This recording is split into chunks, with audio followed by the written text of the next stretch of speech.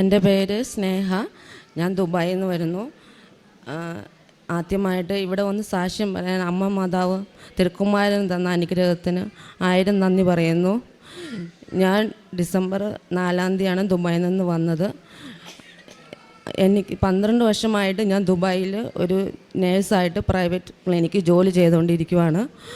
എൻ്റെ എല്ലാവരെ പോലും എൻ്റെ ഒരു ആഗ്രഹമായിരുന്നു നല്ലൊരു ജോലി, നല്ലൊരു ഗവൺമെൻറ് ജോലി, നല്ല ശമ്പളത്തോടുള്ളൊരു ജോലി. അതായിരുന്നു എൻ്റെ ആഗ്രഹങ്ങൾ.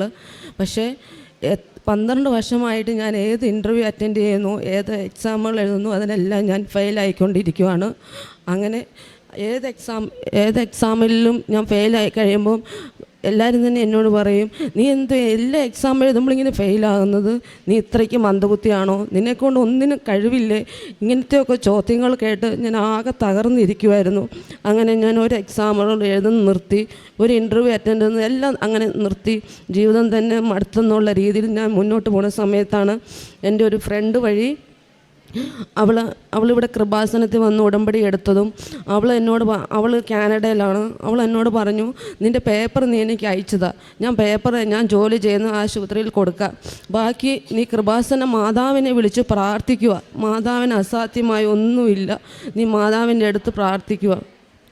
അങ്ങനെ ഞാൻ ഓഗസ്റ്റ് 15 ഓൺലൈൻ ഉടമ്പടി എടുത്ത് അതുവഴി ഞാൻ എന്നും എൻ്റെ ഫ്രണ്ട് എനിക്ക് വാട്സപ്പിൽ അയച്ചു തന്നു. ഈ പ്രതീക്ഷീകരണ പ്രാർത്ഥന, രാവിലെ 5:00 ചെല്ലുന്ന പ്രാർത്ഥനകളും വൈകിട്ട് ചെല്ലുന്ന പ്രാർത്ഥനകളും എല്ലാം എനിക്ക് എൻ്റെ ഫ്രണ്ട് അയച്ചു തന്നു. ഞാൻ അതുവഴി ഓഗസ്റ്റ് 15 തൊട്ട് എല്ലാ പ്രാർത്ഥനകളും ഞാൻ ചൊല്ലി തുടങ്ങി. അങ്ങനെ അവൾ എൻ്റെ പേപ്പറുകൾ സബ്മിറ്റ് ചെയ്തു. ഓഗസ്റ്റ് ലാസ്റ്റ് ആയപ്പോഴത്തേക്കും എനിക്ക് മെയിൽ വന്നു, നീ എൻ്റെ പേപ്പറുകളൊക്കെ അയക്കണമെന്ന് പറഞ്ഞു. ഹോസ്പിറ്റലുകാരുടെ മെയിൽ വന്നു തുടങ്ങി. അങ്ങനെ ഞാൻ എൻ്റെ പേപ്പറുകളും സർട്ടിഫിക്കറ്റുകളും എല്ലാം അയച്ചു കൊടുത്തു. സെപ്റ്റംബർ 23 5:15 എനിക്ക് ഓൺലൈനിൽ ഇൻ്റർവ്യൂവിന് വെച്ചു. ആ സമയത്ത് അതിന് മുമ്പ് അവിടെ നിന്ന് ലീവിന് വന്ന ഒരാളുടെ കയ്യിൽ എനിക്ക് കൃപാസന മാതാവിൻ്റെ കാശുരൂപവും ഉപ്പും പത്രവും എല്ലാം കൊടുത്തു വിട്ടായിരുന്നു. ഞാൻ ആ കാശുരൂപം വെച്ച് മെഴുകുതിരിയും കത്തിച്ച് എന്നും മാതാവിനെ വിളിച്ച് പ്രാർത്ഥിക്കും. അന്ന് ഞാൻ മാതാവിനോട് പറയും, മാതാവേ, ഇനിയും എന്നെ ഒരു പരിഹാസത്തിന് ഇടവരുത്തല്ലേ, അമ്മ ഇനി ഈ ഇൻ്റർവ്യൂ എന്നെ വിളിക്കുവാണെങ്കിൽ എന്നെ ജയിപ്പിക്കണം, അല്ലെങ്കിൽ എനിക്ക് ഈ ഇൻ്റർവ്യൂവിന് എന്നെ വിളിക്കല്ലോ, എന്നെ ഇനി ഒരു പരിഹാസത്തിന് ആൾക്കാരുടെ മുമ്പിൽ പരിഹസിക്കാൻ ഇടവരുത്തല്ലേ അമ്മേ എന്ന് ഞാൻ എന്നും പ്രാർത്ഥിക്കും. സെപ്റ്റംബർ 23 എന്നെ ഇൻ്റർവ്യൂ അറ്റൻഡ് ചെയ്തു. അന്ന് ഞാൻ മാതാവിൻ്റെ കാശുരൂപവും ഉപ്പും എല്ലാം പിടിച്ച് ഞാൻ പ്രാർത്ഥിക്കും, എൻ്റെ അമ്മയെ എനിക്ക് എന്തെങ്കിലും അവർ ചോദിക്കുമ്പോൾ മനസ്സിലാകാൻ പറ്റണേ, പറയാനുള്ള ധൈര്യം തന്നെ.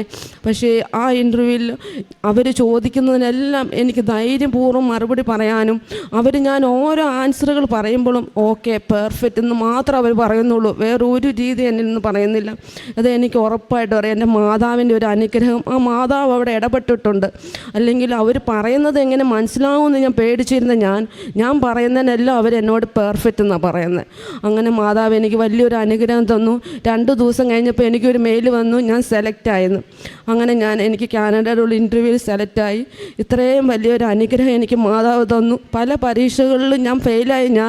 ഈ ഇൻ്റർവ്യൂവിൽ എൻ്റെ മാതാവ് തന്ന അനുഗ്രഹങ്ങൾ, ഇപ്പോൾ എൻ്റെ മാതാവ് എൻ്റെ കൂടെ ഉള്ളപ്പോൾ എനിക്ക് ഉറപ്പാണ് ഏത് ഇൻ്റർവ്യൂവിലും ഈ കൃപാസന അമ്മ സഞ്ചാര മാതാവ് നമ്മുടെ കൂടെ ഉള്ളപ്പം നമുക്കൊന്നും പേടിക്കാനില്ല. നമ്മളൊന്ന് കരഞ്ഞ് അമ്മയുടെ അടുത്ത് പ്രാർത്ഥിച്ചാൽ അമ്മ അത് നമുക്ക് സാധിച്ചു തരും. നമ്മുടെ ഹൃദയം തുറന്നൊന്ന് കരഞ്ഞ് പ്രാർത്ഥിച്ചാൽ അമ്മ അത് ഇടപെട്ട് അമ്മ തന്ന അനുഗ്രഹം നമ്മൾക്ക് സ്വപ്നത്തിൽ പോലും വിചാരിക്കാത്തതിലൊരു അനുഗ്രഹമാണ് അമ്മ നമുക്ക് തരുന്നത്. അങ്ങനെ ഇൻ്റർവ്യൂ കഴിഞ്ഞപ്പോൾ അവരെന്നോട് പറഞ്ഞു IELTS വേണമെന്ന്. അന്നേരം ഞാൻ ഓർക്കും, ദൈവമേ, ഞാൻ എങ്ങനെ ഇനി IELTS പഠിച്ചെടുക്കും? അത് ഇംഗ്ലീഷാണല്ലോ മൊത്തം, എങ്ങനെ ഞാൻ അവർക്ക് സ്പീക്കിംഗ് ഒക്കെ പറയും? എനിക്ക് അതിനുള്ള ക്ലാസ്സിന് പോകാനുള്ള സമയമില്ലല്ലോ, 2 നേരം ഡ്യൂട്ടി. അങ്ങനെ ഞാൻ ഓരോ യൂട്യൂബുകളിലും അതെല്ലാം കേട്ട് ഞാൻ നോക്കും. അങ്ങനെ ഞാൻ ഒക്ടോബർ 28 IELTS എഴുതി. അതിനാവശ്യമുള്ള സ്കോറും എനിക്ക് കിട്ടി. എല്ലാം കഴിഞ്ഞപ്പോഴാണ് പിന്നെ ഞങ്ങൾ ചിന്തിക്കാൻ തുടങ്ങിയത്, ദൈവമേ, ഇനി പോകുന്നതിന് 5-8 ലക്ഷം രൂപ വേണ്ടി വരുമല്ലോ, ഇനി പൈസ ഉണ്ടാക്കണമല്ലോ എന്ന്. അത് കഴിഞ്ഞ് ഞങ്ങൾ ഏജൻസി കൊടുത്തപ്പം വെറും 1,90,000 രൂപ കൊടുത്ത് എനിക്ക് കാനഡ ഫാമിലി ആയിട്ട് പോകാൻ പറ്റും. അതിലും മാതാവ് ഇടപെട്ടു. പൈസയിൽ വെറും 5-10 ലക്ഷം കൊടുക്കുമ്പോൾ ആൾക്കാർ കൊടുത്തു പോകുന്ന എനിക്ക് 1,90,000 രൂപ മാത്രം കൊടുത്ത് എനിക്ക് പോകാൻ പറ്റുന്ന ഒരു അനുഗ്രഹം. അനുഗ്രഹമാണ് എനിക്ക് തന്നത്. ഈ അനുഗ്രഹത്തിന് ഞാൻ എങ്ങനെ നന്ദി പറയുന്നത് ഇത് ലോകം മൊത്തം ഞാൻ ഈ അനുഗ്രഹം കേൾക്കും. ഇത്രയും വലിയ അനുഗ്രഹങ്ങൾ എന്നെക്കൊണ്ട് ഒന്നും കഴിവില്ലെന്ന് സമൂഹവും കുടുംബവും പറഞ്ഞു എനിക്ക് മാതാവ് തന്ന ഏറ്റവും വലിയ അനുഗ്രഹത്തിനാണ് ഞാനിവിടെ നന്ദി പറയുന്നത്. അതുപോലെ എൻ്റെ ഏജൻസികൾ പ്രോസസ്സിങ്ങിനെല്ലാം കൊടുത്തു. ഞങ്ങൾ ടിക്കറ്റ് പോലും എനിക്ക് 3 മാസം കഴിയുമ്പോൾ അവരെനിക്ക് റീഫണ്ട് ചെയ്യും. ഞങ്ങൾ ഫാമിലി ആയിട്ട് പോകാനും ദൈവം അനുഗ്രഹം തന്നു. എല്ലാ അനുഗ്രഹത്തിനും ഞാൻ അമ്മ മാതാവിന് നന്ദി പറയുന്നു. അത് കഴിയുമ്പോൾ എൻ്റെ അനിയത്തിയുടെ മോന് പെട്ടെന്നൊരു സർജറി ഉണ്ടായി. അവൾ വിളിച്ച് എന്നോട് പറഞ്ഞു, എൻ്റെ കുഞ്ഞ് എന്ത് ചെയ്യും, ഒരു കുഞ്ഞല്ലേ, അവനിങ്ങനെ 5 വയസ്സേ ഉള്ളൂ, അവനെ ഓപ്പറേഷൻ ചെയ്യും, എന്തുവായിട്ട് തലയുടെ ഓപ്പറേഷൻ അല്ലേ. ഞാൻ അവളോട് പറഞ്ഞു, നീ വിഷമിക്കണ്ട, നീ അമ്മ മാതാവിനോട് പറഞ്ഞ് പ്രാർത്ഥിക്ക്. ഞാൻ അങ്ങനെ പെട്ടെന്ന് പ്രാർത്ഥനകളൊക്കെ അവൾക്ക് അയച്ചു കൊടുത്തു. അവളത് പ്രാർത്ഥിച്ച് അവിടെ കുഞ്ഞ് സുഖമായിട്ടിരിക്കുന്നു. മാതാവ് ഇടപെട്ട് സർജറിയിൽ ഒരു കുഴപ്പവും വരാതെ സൗഖ്യപ്പെടുത്തി കൊടുത്തു. പിന്നെ പ്രേക്ഷിത പ്രവർത്തനങ്ങൾ എന്ന് പറഞ്ഞാൽ ഞാനാണെങ്കിൽ പത്രങ്ങൾ എൻ്റെ ഉണ്ടായിരുന്നു. ഞാൻ എൻ്റെ അനുഗ്രഹങ്ങൾ എനിക്ക് കിട്ടിയ മാതാവ് വഴി തന്ന കൃപകളെല്ലാം ഞാൻ പറഞ്ഞ പത്രങ്ങൾ അവിടെ ഉള്ളവർക്കെല്ലാം കൊടുക്കുമായിരുന്നു. പിന്നെ കാരുണ്യ പ്രവർത്തനം എന്ന് പറയുന്നത് എൻ്റെ ജോലിയിൽ നിന്ന് കിട്ടുന്ന ശമ്പളത്തിൽ നിന്ന് ഒരു തുച്ഛമായ വീതം ഞാനെടുത്ത് അവിടെ ഉള്ളവരെ സഹായിക്കുമായിരുന്നു. അങ്ങനെ ഞാൻ മാതാവ് വന്ന എല്ലാ അനുഗ്രഹങ്ങൾക്കും ഞാൻ നന്ദി പറയുവാണ്. എൻ്റെ അമ്മ മാതാവ് ഇടപെട്ട് എൻ്റെ ജീവിതം തന്നെ അമ്മ സമൂഹത്തിലും കുടുംബത്തിലും എല്ലാം അമ്മ തന്ന ഒരു സ്ഥാനം, ഒരു അനുഗ്രഹം, ഇതിനെല്ലാത്തിനും ഞാൻ അമ്മ മാതാവിന് നന്ദി പറയുകയാണ്. ഇവിടെയുള്ള എല്ലാവരോടും എനിക്കിത് പറയാനുള്ളൂ. നമ്മൾ കരഞ്ഞ അമ്മ മാതാവിൻ്റെ അടുത്ത് എവിടെയായാലും നമ്മുടെ അമ്മ മാതാവ്, സഞ്ചാരി മാതാവ്, നമ്മളൊന്ന് നിലവിളിച്ച് കരഞ്ഞ് പ്രാർത്ഥിച്ച അമ്മ അതിൽ ഇടപെടും. ഈ ഇടപെടലിൽ സാക്ഷ്യം പറയാൻ അമ്മ തന്ന അനുഗ്രഹത്തിന് ഞാൻ നന്ദി പറയുന്നു. തോബിത്തിൻ്റെ പുസ്തകം 3-ാം അധ്യായം 15-ാം തിരുവചനം പറയുന്നു, ഞാൻ ജീവിക്കണമെന്നാണ് അവിടുത്തെ ഹിതമെങ്കിൽ കാരുണ്യപൂർവ്വം എന്നെ കടാക്ഷിക്കണമേ. ഇനി അധിക്ഷേപങ്ങൾ കേൾക്കാൻ ഇടവരാത്ത വിധം എനിക്ക് മാന്യത നൽകണമേ. സാറായുടെ ഒരു പ്രാർത്ഥനയാണിത്. തൻ്റെ ജീവിതത്തിൽ തന്നെ വരനായി സ്വീകരിക്കുന്ന എല്ലാവരും മരിക്കുന്നു. ആ ഒരു അവസരത്തിൽ സാറ പ്രാർത്ഥിക്കുന്നതാണ് കർത്താവിനോട്. ഇവിടെ ഈ മകള് എല്ലാവരും തന്നെ കുറ്റപ്പെടുത്തുന്നു. നീ മന്ദബുദ്ധിയാണോ എന്ന് വരെ ചോദിക്കുന്ന അവസരങ്ങൾ എല്ലാവരുടെയും മുമ്പിൽ സമൂഹവും കുടുംബവും ഒന്നാകെ ഒറ്റപ്പെടുത്തുകയും കുറ്റപ്പെടുത്തുകയും ചെയ്യുമ്പോൾ 12 വർഷമായിട്ട് പലതരത്തിലുള്ള ഇൻ്റർവ്യൂ അറ്റൻഡ് ചെയ്യുന്നു. പ്രൈവറ്റ് സ്ഥാപനത്തിലെ ജോലി കൊണ്ട് തൻ്റെ കുടുംബം മുമ്പോട്ട് കൊണ്ടുപോകുവാൻ, തൻ്റെ മക്കളുടെ കാര്യം, അതിനൊക്കെ ഒരു പരിധിവരെ ബുദ്ധിമുട്ടുമ്പോൾ എങ്ങനെയാണ് പിന്നീട് ഈ മകൾക്ക്, അതും സ്പീക്കിംഗ് ഏറ്റവും ബുദ്ധിമുട്ടുള്ള ഒരു മോഡ്യൂളാണെന്നാണ് പറയുക.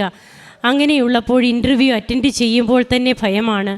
എന്നാൽ പിന്നീട് എങ്ങനെ ഓൺലൈൻ ഉടമ്പടി എടുത്തതിന് ശേഷം ഇവിടെ നിന്ന് പോയവർ ബന്ധുക്കൾ കൊടുത്ത വെഞ്ചരിച്ച കാശ് രൂപവും ഉപ്പും അതൊക്കെ ഈ മകള് പിന്നീട് ഇൻ്റർവ്യൂവിൻ്റെ സമയത്ത് ഉപയോഗിക്കുന്നു എന്നാണ് നാം കേട്ടത്.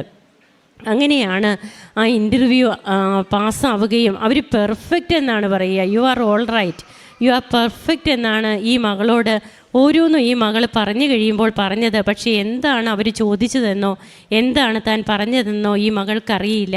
അവിടെ അമ്മ സംസാരിച്ചു എന്നാണ് പറയുക. അങ്ങനെ തനിക്ക് കാനഡയിലേക്ക് പോകുവാനുള്ള വഴികൾ തെളിയുന്നു. ഫാമിലിയായിട്ട് പോകുവാൻ, അതും വളരെ തുച്ഛമായ, അതായത് 10 ലക്ഷം കൊടുത്തിട്ട് വരെയും പോകാൻ പറ്റാത്ത നിലയിൽ വ്യക്തികൾ നിൽക്കുമ്പോൾ തനിക്ക് കൊടുക്കേണ്ടി വന്നത് എന്തുമാത്രമാണ് എമൗണ്ട് എന്ന് ഇവിടെ പറഞ്ഞ് നാം കേട്ടു. അങ്ങനെയൊക്കെ തൻ്റെ ജീവിതത്തിൽ പുതിയ വഴികൾ പരിശുദ്ധ അമ്മയാണ് തുറന്നത്. തനിക്ക് മാന്യത നൽകുന്ന വിധം തന്നെ സമൂഹത്തിൽ ഉയർത്തി നിർത്തുവാൻ ദൈവം കനിഞ്ഞു. പിന്നീടാണ് ഇവിടെ വന്ന് തീർത്ഥാടന ഉടമ്പടി എടുക്കുന്നതും. അങ്ങനെ ഇന്നിവിടെ വന്ന് സാക്ഷ്യം പറയുകയാണ്. ജീവിതത്തിൽ നമുക്ക് നാം എല്ലാം നഷ്ടപ്പെട്ടു എന്ന് നാം ചിന്തിക്കുന്ന അവസരത്തിൽ ദുരിതങ്ങളുടെ കാലത്ത് എങ്ങനെയാണ് അമ്മ നമുക്ക് വേണ്ടി ഈശോയോട് മാധ്യസ്ഥം വഹിച്ച കൃപകൾ ചൊരിയുക. നമുക്ക് ഓരോ അനുഭവ സാക്ഷ്യങ്ങളും നമ്മെ ഈശോയോടും അമ്മയോടും അടുപ്പിക്കുന്നതാകട്ടെ. കരങ്ങളടിച്ച് നമുക്ക് ഈശോയ്ക്കും അമ്മയ്ക്കും നന്ദി പറയാം. യേശുവേ നന്ദി, യേശുവേ സ്തുതി, യേശുവേ ആരാധന.